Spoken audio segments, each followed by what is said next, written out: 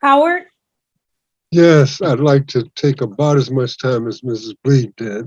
Not quite as much, but I want to make a couple of general comments, and then Councilman Peo, I'm going to turn the heat up a little bit. Um, I we can talk abstractly about accountability and key indicators for progress, and we need to hear from people like Fred and so forth. But you guys are the leaders, so we don't hear from you either. When money is being squandered, and we all know it is being squandered, we don't hear you say anything. I mean, you say something in these kinds of meetings, but we don't hear any public outcry from you in terms of the money that we know is being squandered. And that's problematic in my mind. But also, I agree with your point about outsiders. We know it's not in every case, but there are too many cases where people are literally pimping this community. I asked you about the raise report. They already hired a firm from somewhere to come in and manage the raise report. We got people here with bukus of expertise in terms of individual institutional structural racism. We don't need anybody for that. We definitely don't need anybody. And I'm not just speaking of myself. There are lots of experts in this community in terms of racism. So that's an example of where it's just nonsensical. And we have seen in many cases, especially as it relates to the school district, these people who come into Rochester with these blueprints that they try to lay on top of the conditions that exist in this town. And because they're so fundamentally different, no matter how good their program was, it doesn't work here. So the local specifics are very, very important. And that's not to say we never need outside help. We don't know everything, but there's a lot of stuff that we do know and that we don't need help with, but we hire people anyways. So now I'm going to turn the heat up just a little, and this is not personal, but you know that you're not. It's not. It really isn't, right? But we got to tell the truth about everything, and this is not just you. This is leaders in general in this town, and it's not personal. It really isn't. Other representatives in this community know that I say the same kinds of things to them because I think it's important for us to tell the whole truth about the political dynamics in this town. And they're pretty sad in certain ways. So I was saying that that in a fairly large segment of the Black community, you're not popular. Many people uh, find you offensive. Some have even said that you're racist, and I was saying that I share in some of that offense. And I was giving you an example of why. Because of a public statement that I heard you make about me, a public statement, which I could not believe. It was on your radio when Shanique was your guest, and my name came up. I don't know how my name even came up, but your response was, "Ain't nobody thinking about Howard Eagle, Howard Eagle." And I was like, "What? What is this? What is he saying? What is this guy saying?" It really took me for a loop. That you would, and you could think that. I don't. If that's what you think, is what you think, but that you would express it publicly without any reservation was a little bit alarming, right? And so, I mean, how am I then supposed to respect you as a representative when I hear that kind of thing? How do we you know how do we rationalize that? I mean, how do we square that? So anyways, I just wanted to mention that, and I'm slow to give advice, but I guess that's what I'm trying to do here is trying to urge you to be a little more thoughtful and considerate about everybody in the community, even if you don't like people. I mean, I've seen, I could go on, right? I wrote down some, but I'm not going to do that. But I wrote down some comments that I've seen you make on Facebook that were really, really surprising to me as a representative. But anyways, you could take it or leave it, but I wanted to say that to you. I wanted to say it to you straight. Well, I appreciate the straightforwardness, Howard. I know that's the type of man you are. You are a straightforward guy, and you don't hold anything back. I would hope that you say the same thing about me. I'm a straightforward guy. What you see is what you get. Unfortunately, if there is any people out there who would consider me racist, I've always asked them, show me any deed, show me anything that would say that Jose Pio is racist. It just doesn't make any sense to me based on anything, to be honest. I can't really speak to that because I guess when you're called something that you're just not, you don't really take that as, I gotta defend myself. I can't defend myself on something that you're just not, right? But people are going to believe what they believe. I strive every day to show in works, not just in words, but in works, type of person I am. I believe you can go anywhere in the Northwest and talk to anybody in community groups and events that I've put together and helped put together. I don't think anybody in the Northwest would consider me racist. So anyone that does do that, they just don't know who I am. It's just straight up. I mean, I've had many conversations with Shanique here, and I know there's no way she would say I'm racist. I would hope, should I say? But I don't want to speak for somebody else. But when you talk about surprising comments, I think that people are at this point kind of used to, and it's probably bad on my part. I pride myself on being openly honest and straightforward and allowing people to see the type of person I am on social media. But a lot of times people take that and it turns into attacks against me because I don't fit what they believe a politician should look, feel, talk, act, interact like. And I don't want to be that politician, to be honest. I want people to see who I am and know that when they come to me and they speak out the side of the mouth about me, I'm not going to sit back and just take that. That's not okay. But I've been much better at just not even responding. A lot of people on there's just no response to it because everybody has a voice on social media, everybody. But a lot of people are using it for hate and fear instead of for love. So, I'll certainly work on my social media presence. I do see why a lot of politicians don't use social media. A lot of them just won't use it. And it's sad because it really does connect you directly with the people. But a lot of times it's just used for negative. And, I apologize, Howard, if I offended you in any way, but I do believe there was a conversation that was had and your name was brought up. And so I spoke on Howard Eagle because it was in conversation. But again, I don't take anything you say as personal because I believe that if I'm to be held accountable and I'm asking people to hold others accountable, I need to be able to sit back and take it. And if you have feedback from me, absolutely. If it's constructive feedback, absolutely. But anyone out there trying to call Jose a racist or anything like that, I honestly don't have time for that. That it just doesn't make sense to me. I accept your apology. And I want to say openly, Howard, I do appreciate you very much. I think that a lot of people don't. I think they take you for granted of how intellectual you are, man. You're a smart man. So I appreciate some of the back and forth that we've had in the past. That's all I want to say. Thank you. Now, Jose, we did talk about why people do assume or say that you're racist. Remember, we had the conversation of not being brown enough, right? And tell us a little about your background. I know that is always an issue about where you actually came from, who you actually are, and why people have this feeling that Jose Peo is a racist or he doesn't like Black people.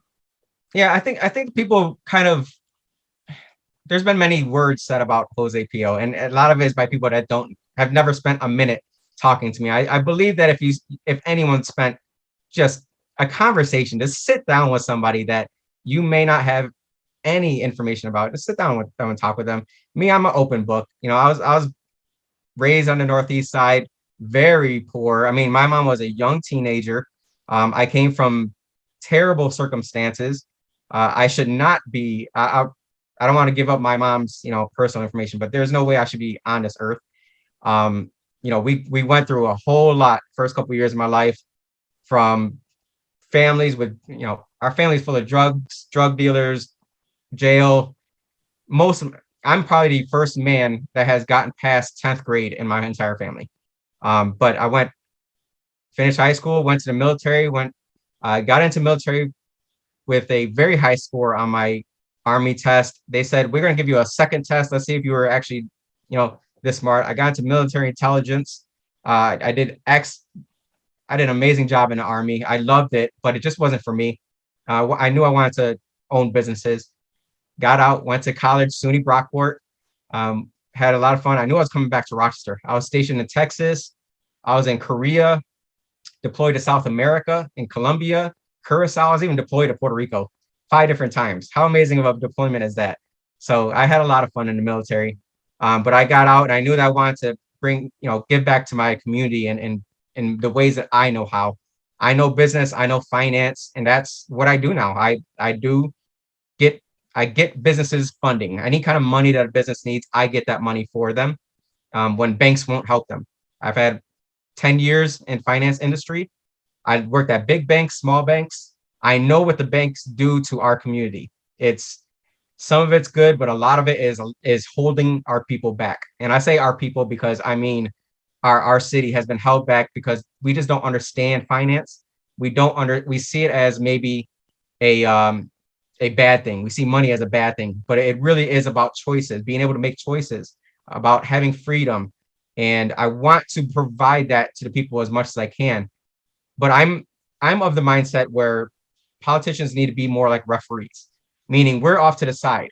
We don't come into play. You don't want to hear our whistles. You don't want to see our flags until someone is doing something wrong, and we need to get them back in alignment with, you know, building society back up. A lot of people see government as a way to fix the wrongs. We can do that. I don't like that. I want to invest in the people, in the community, and say, what is it that you want your community to look like? And let's make that happen. But we're going to do that from the inside, because a lot of times when government gets involved, then you see displacement. Then you see people who used to live in a neighborhood now can no longer afford that neighborhood because of all the money has came in there from tax, tax credits, tax cuts. So I am all about empowering the people, whether it comes to business, when it comes to community, when it comes to, violence, just empowering the people to understand that there's a way out, but it does take personal accountability, and it does take action.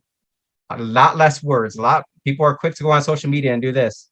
Not a lot of people are willing to, put them sneakers on and get out on the streets and do the work. And I do pride myself on that. So whatever I can do to help build others up, build a community, build a business, whatever it is, I can help out with. That's where I come in. But I always want to have it built from within, not have the government come in and do it for them. I don't think the government's good at very many things, to be honest. Shanika, if I can, I have to say this. This last response came as a result of you mentioning that you have talked with the councilman about racism and so forth, and that you said something to the effect that people have based it on his skin color. Well, that's not what I've seen on social media. What I've seen on social media are comments that you've made. And many of us talk about racism, but we don't really understand racism. We don't understand how it functions. And so we go to this place where we think because of who we are, we've been in poverty, we know what heart, that means we can't be racist. And it doesn't. Some of the most racist people in this society, and this is an objective, factual, clinical statement. Some of the most racist people in this society are some of the poorest people in this society. That's a clinical statement. That's provable.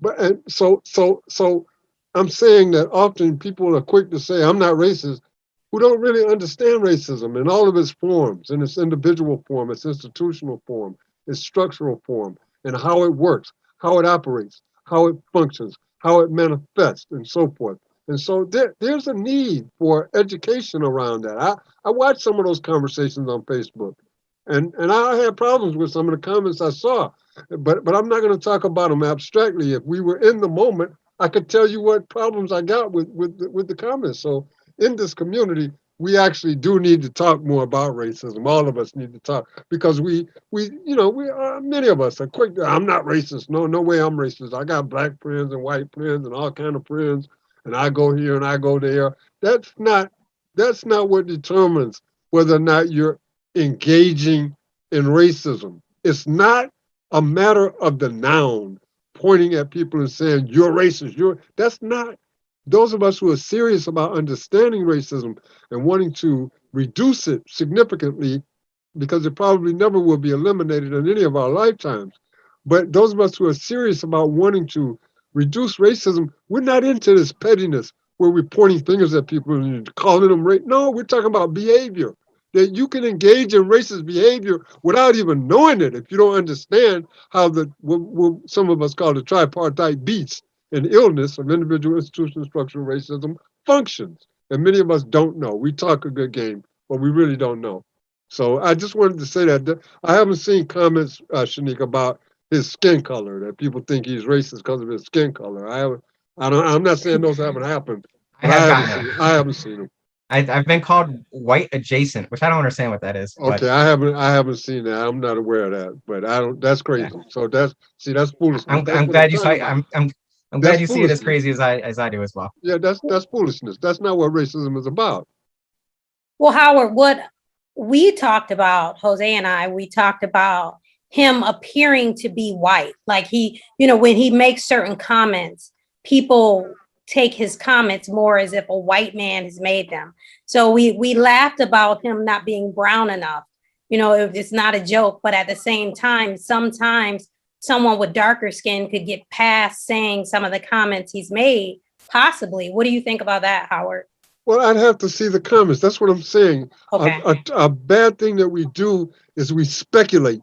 We speculate about racism. And when we do that, often we actually end up exacerbating the problem because we bring in all this false stuff that's not accurate and so forth. If we really want to understand racism, just like any other major social, economic, political, cultural problem or issue, we have to study it specifically, right? So if we had comments in front of us, we could examine those and say, well, is there something wrong with this comment? But the idea that somebody could get away with a racist comment because their skin is dark, that's craziness. That's madness. That's not what racism is about. It's not. So you see, this is what I'm saying. If people are spreading that idea, then they're adding to the problem as opposed to helping to bring about clarity.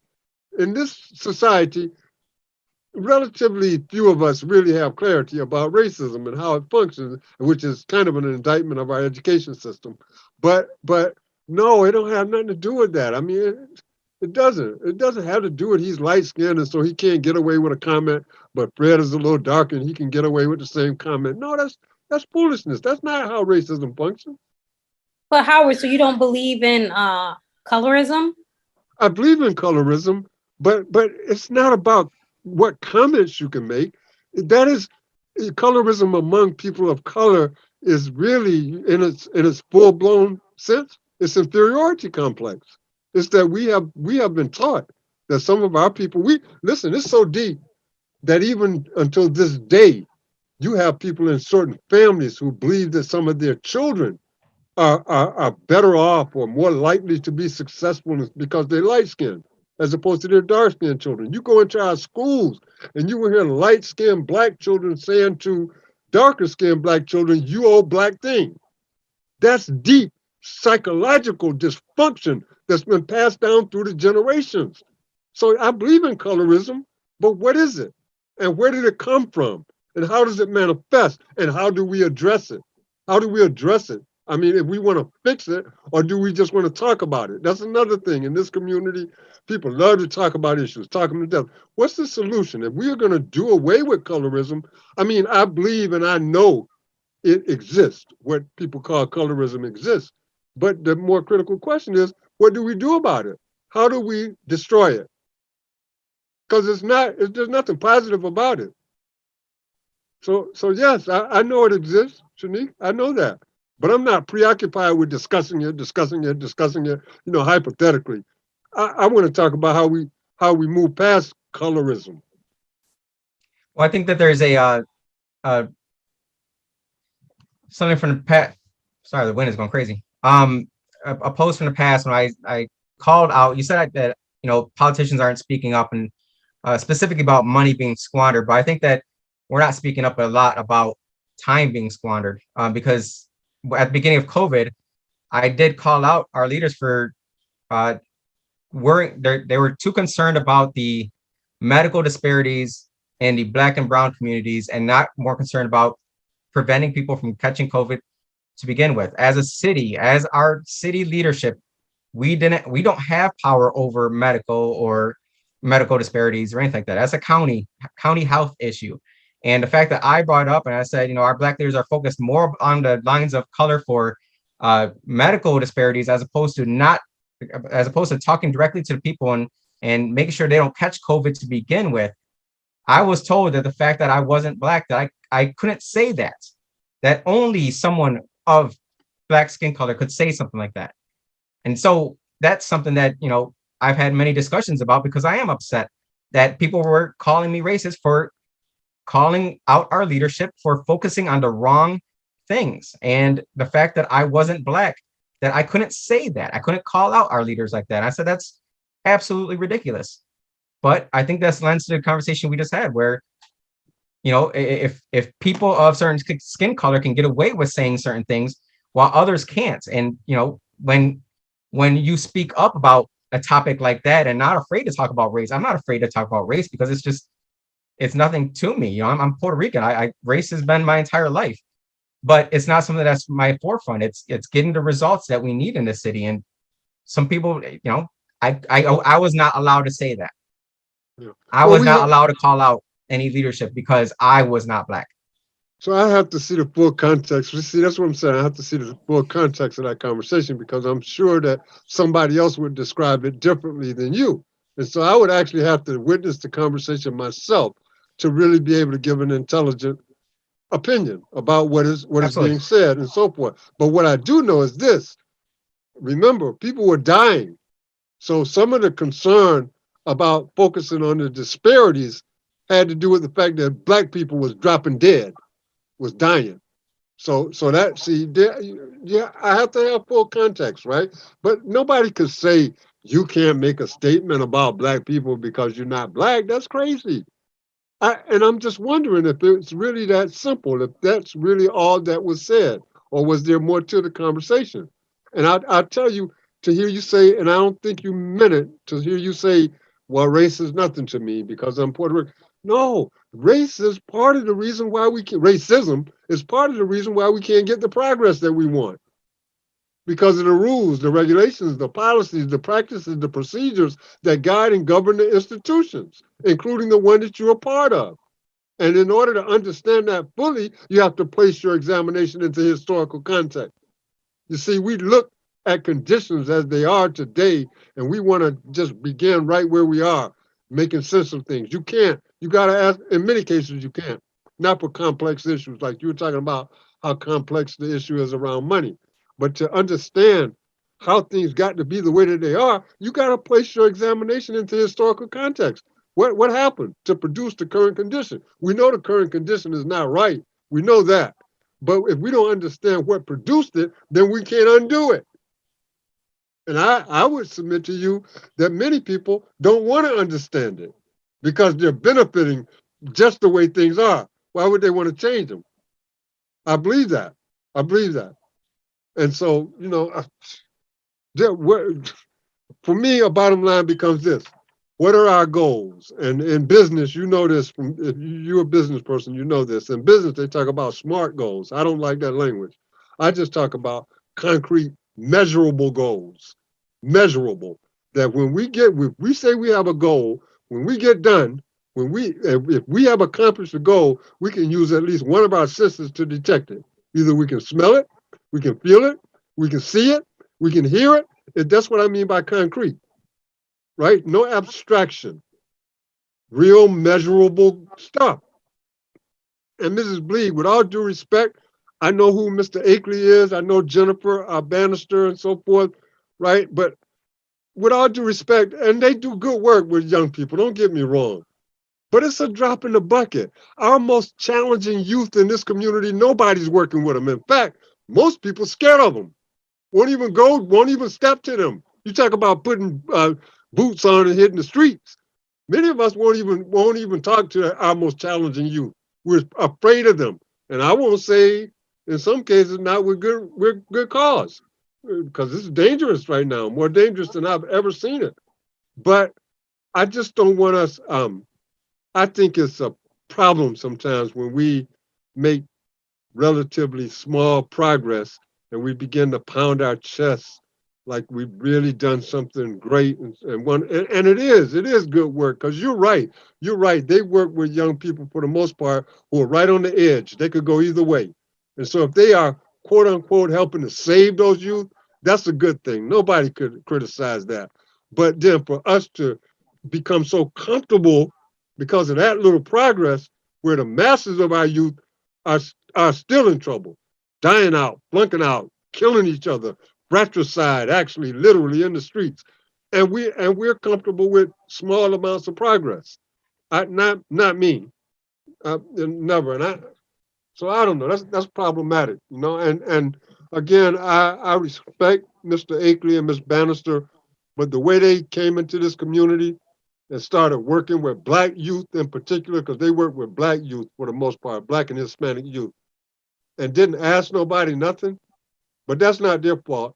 That's our fault because we're not organized. But you won't find Black people anywhere in America who will go into a predominantly white community and just start working with the children without talking to the adults in that community. That doesn't happen. So you see, Mr. Peel, that's part of the racism. That's an example of institutional racism. So anyways, I don't know. There's so much. There's so much to consider, but our bottom line becomes, in my view, what are our goals? What is it we're trying to achieve? You know, and what is it? Let's spell it out. What we're trying to achieve, and let's spell out how we're going to measure it. You know, the thing you talked about in terms of the key indicators for progress and all that. I know I saw Mario come here. He could talk about that in the healthcare field. How like there are none. There are none. But I don't understand how you all keep giving them the money. If they don't have key indicators for how they're going to make progress, how do you keep giving them the money? I don't get that.